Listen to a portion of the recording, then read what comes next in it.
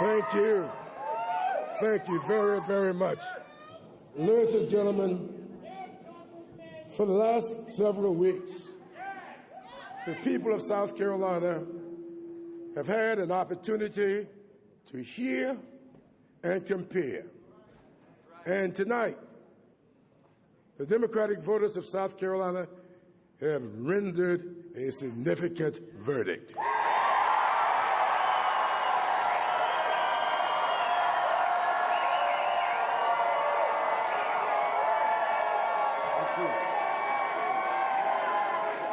And thank you. And I want to thank. So you'll be here in a moment.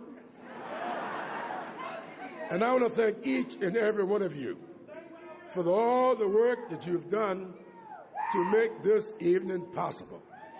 We, tonight, have started Hillary Clinton on her way to the White House.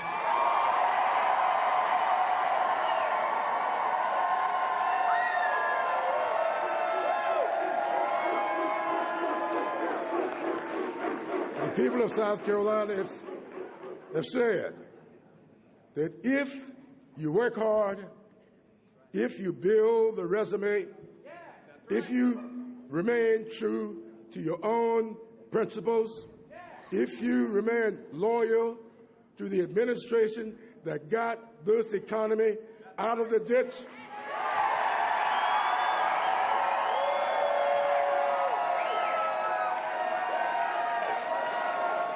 and if you lay out a plan as to how you will build upon that record and take us to where we ought to be, you will be rewarded. And tonight, you have rewarded Hillary Clinton, and she will reward each and every one of us in this great nation. Ladies,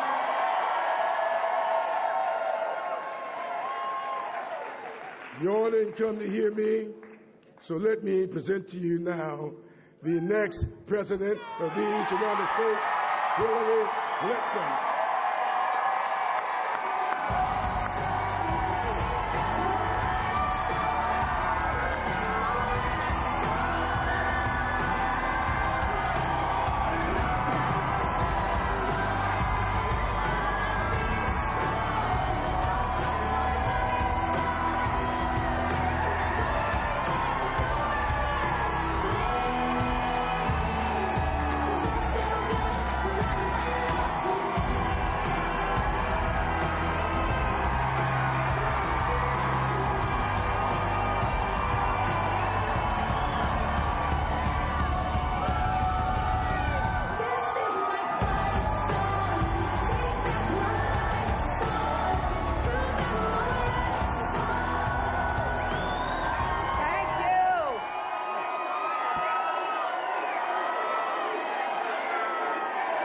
Thank you so much, South Carolina.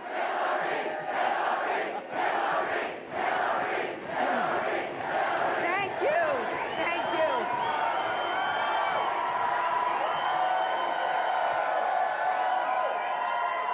Thank you. Thank you so much from one end of this state to another. I am so greatly appreciative because today you sent a message in America when we stand together.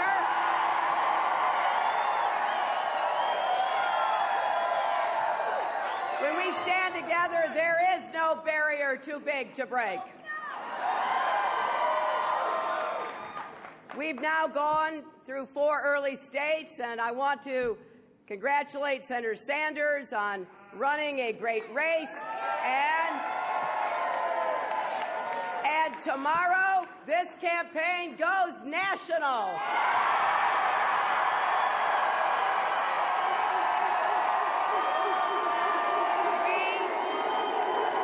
We are going to compete for every vote in every state. We are not taking anything, and we're not taking anyone for granted. want to thank all the local leaders, legislators, mayors, pastors, organizers, volunteers who have worked their heart out for this campaign. I thank all of our great South Carolina friends going back so many years. I especially want to thank two of your former great Democratic governors, Dick Riley and Jim Hodges.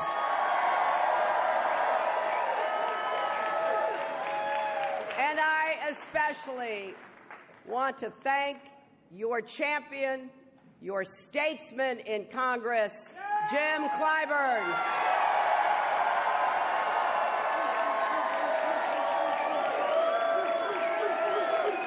I am so looking forward to working with the congressman to make the changes and continue the progress that we can build on the record and accomplishments of President Obama.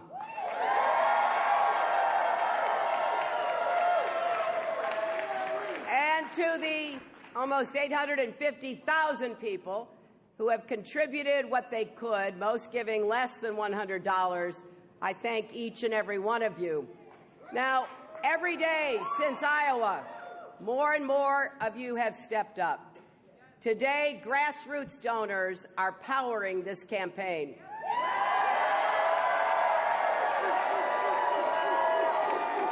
And to the millions of people watching across our country, please join us by making a donation to HillaryClinton.com. And here's why. Because together, we can break down all the barriers holding our families and our country back. We can build ladders of opportunity and empowerment so every single American can have that chance to live up to his or her God-given potential. And then and only then can America live up to its full potential too.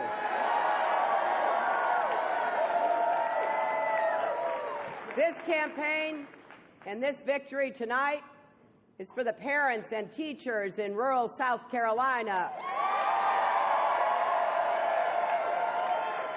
They showed me crumbling classrooms in communities too long neglected. We're going to work together to give our children the education they need and deserve here in South Carolina and across America. This campaign and our victory is for the entrepreneur who told me more dreams die in the parking lots of banks than anywhere else. And that's especially true for women and people of color. So we're going to work together to give people, particularly young people, the tools you need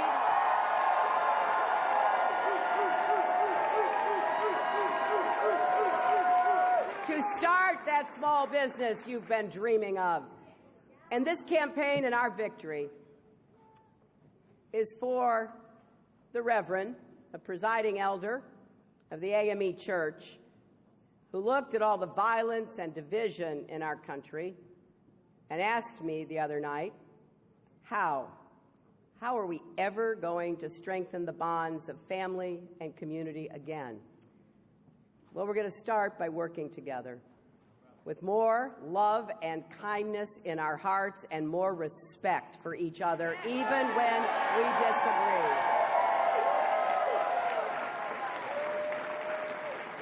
Despite what you hear, we don't need to make America great again. America has never stopped being great.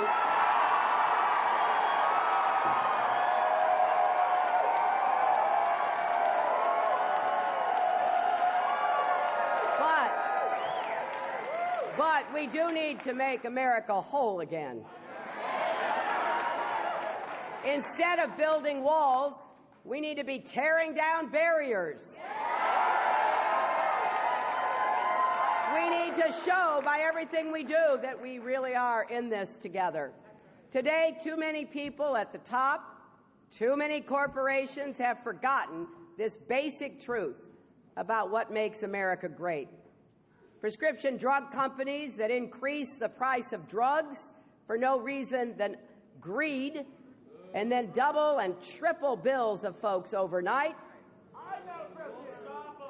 Corporations that use shell games to shift their headquarters overseas for no other reason than to avoid paying their fair share of taxes.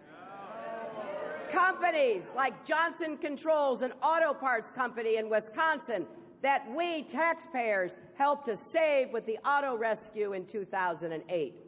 Now, let there be no doubt, in any boardroom or executive suite across this country, if you cheat your employees, exploit your customers, pollute our environment, or rip off the taxpayers, we will hold you accountable.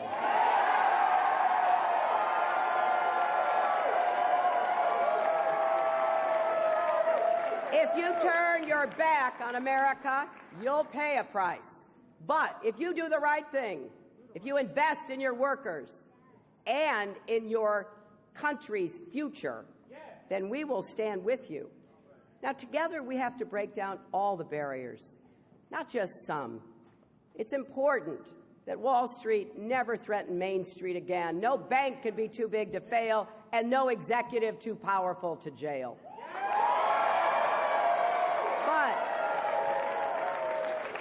But America isn't a single-issue country, my friends. We need more than a plan for the biggest banks. The middle class needs a raise. And we need more good jobs. Jobs that pay well and can't be outsourced. Jobs that provide dignity and a path to a brighter future, and we can create those good jobs by building on the progress we've made under President Obama. So let's make new investments in manufacturing and small business, in scientific research, in clean energy, enough clean energy to power every home in America.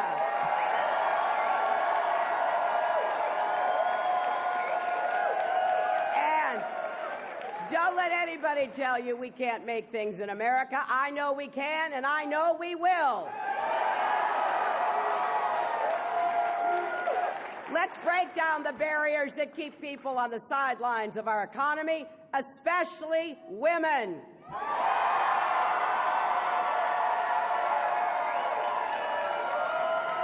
Don't you think we've waited long enough for quality, affordable child care and paid family leave? Don't you think it's time for equal pay for equal work? And let's break down the barriers that stop our children from getting the best possible start in life. We need to support great teachers and great schools in every zip code. Let's break down the barriers holding back our young people, especially the student debt that makes it hard to imagine ever living the life you want.